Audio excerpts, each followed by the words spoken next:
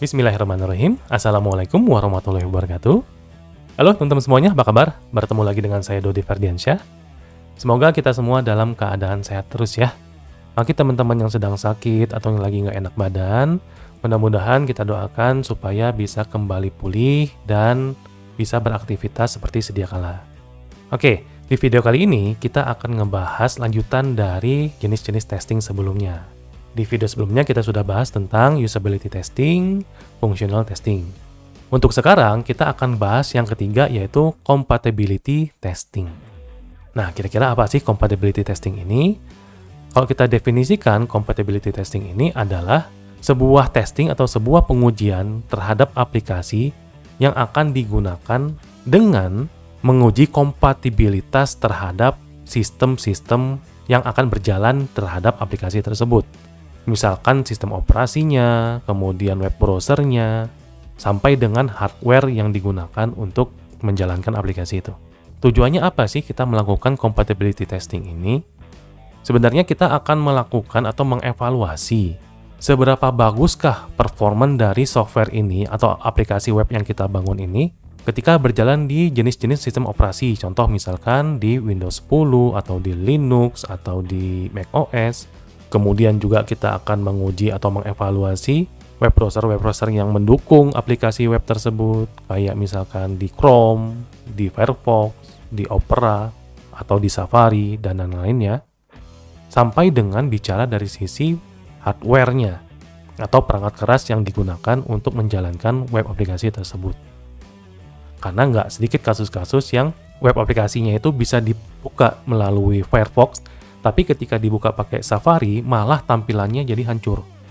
Ataupun sebaliknya, dibuka pakai Safari bisa, tapi dibuka pakai Chrome, malah ada gambar-gambar yang tidak bisa muncul.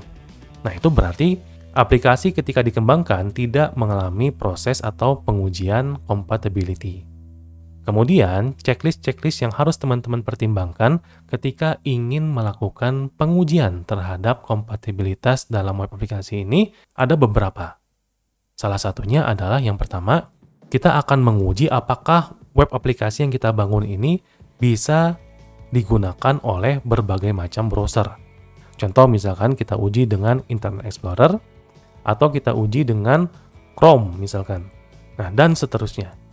Jadi semakin banyak platform web browser yang kita uji, maka kemungkinan besar aplikasi kita bisa dipakai di berbagai macam web browser itu akan semakin bagus pula. Terus checklist yang kedua adalah kita akan menguji dari sisi versi HTML yang digunakan oleh web aplikasi kita. Kadang-kadang ada web browser juga yang tidak kompatibel dengan HTML versi 2 misalkan, atau versi 1, versi 3, dan seterusnya. Kemudian kita akan menguji apakah image atau gambar yang ditampilkan di web browser itu sesuai atau tidak. Kadang-kadang kan ada gambarnya yang tiba-tiba hilang atau posisi gambarnya berubah ketika menggunakan Safari. Tapi kalau kita buka pakai Chrome malah normal. Nah, itu ada yang kasus-kasus seperti itu. Nah, ini perlu dicek juga ya. Nah, kemudian kita akan menguji dari sisi font. Kadang-kadang ada beberapa browser yang tidak mendukung jenis-jenis font yang ada saat ini. Jadi mungkin yang standar-standar saja sudah didukung, tapi kalau misalkan ada yang lebih spesifik untuk fontnya, maka kadang-kadang tidak bisa ditampilkan. Atau ditampilkannya itu malah kotak-kotak ya, kayak bentuk simbol-simbol gitu ya. Nah, itu juga kita perhatikan dalam pengujian kompatibilitas. Kemudian yang terakhir adalah pengujian untuk GIF. Nah, GIF juga sama kasusnya. Jadi kalau misalkan image yang berbentuk atau berekstensi GIF, artinya kan animasi ya, GIF itu ya. Itu kadang-kadang ada web browser yang tidak bisa menampilkan. Atau ada yang bisa menampilkan tapi dia nggak bisa gerak dari gambar GIF-nya. Ini juga perlu kita lakukan evaluasi atau pengecekan. Nah, inilah beberapa jenis pengecekan yang teman-teman bisa lakukan dalam kompatibilitas testing. Di luar dari yang saya jelaskan, teman-teman bisa gunakan berbagai macam testing untuk hardware misalkan. Contoh pengujian dengan prosesor Intel atau prosesor AMD. Atau pengujian dari sisi RAM dengan speed sekian atau clock-nya sekian dengan clock yang sekian. Nah, itu bisa dilakukan juga untuk menguji apakah web aplikasi kita itu bisa berjalan yang bagusnya yang mana. Itu kalau kita lakukan pengujian dari sisi hardware. Gimana nih teman-teman? Kita sudah bahas 3 ya, berarti ya jenis-jenis testing dalam pembangunan web aplikasi. Ya mudah-mudahan teman-teman bisa mendapatkan ilmunya, kemudian bisa diterapkan juga ke dalam proses pengembangan web aplikasi yang teman-teman lakukan. Dan yang perlu teman-teman ingat, ketika teman-teman menghasilkan sebuah produk web aplikasi, jangan sampai web aplikasi ini rusak gara-gara tidak kita testing atau tidak kita uji terlebih dahulu.